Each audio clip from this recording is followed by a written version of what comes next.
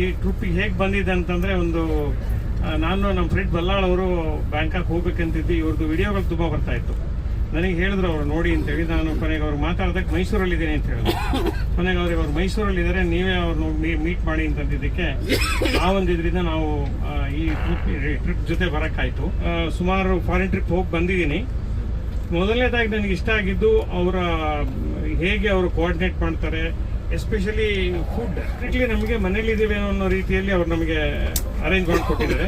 ಆಮೇಲೆ ಹೆಜ್ಜೆ ಹೆಜ್ಜೆಗೂ ನಮಗೆ ಕರೆಕ್ಟಾಗಿ ಹೇಳ್ಕೊಡ್ತಾ ಇದ್ರು ನಮಗೆ ಏನು ಮಾಡಬೇಕು, ಏನು ಬಿಡಬೇಕು, ಹೇಗೆ ಹೋಗಬೇಕು, ಎಲ್ಲಿ ಹೋಗಬಾರ್ದು, ಎಲ್ಲಿ ಬರಬೇಕು ಅಂತ ಅನ್ನೋದನ್ನು.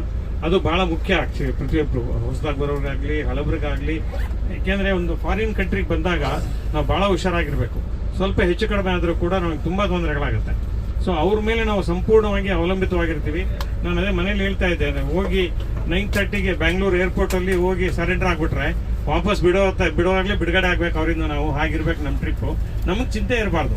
ಏರ್ಪೋರ್ಟಲ್ಲಿ ಇಳಿದಾಗ ನಾವೆಲ್ಲಿ ಯಾರನ್ನ ಕರಿಬೇಕು, ಎಲ್ಲಿಗೆ ಹೋಗಬೇಕು, ಯಾವ ಹೋಟೆಲ್ಗೆ ಹೋಗಬೇಕು, ಭಾಷೆ ಬರಲ್ಲ, ಅದು ಭಾಳ ಮುಖ್ಯ. ಇಂಥ ಊರುಗಳಲ್ಲಿ ಭಾಷೆನೂ ಬರೋದಿಲ್ಲ, ಗೊತ್ತೂ ಆಗೋದಿಲ್ಲ, ರೋಡ್ ಗೊತ್ತಾಗೋದಿಲ್ಲ.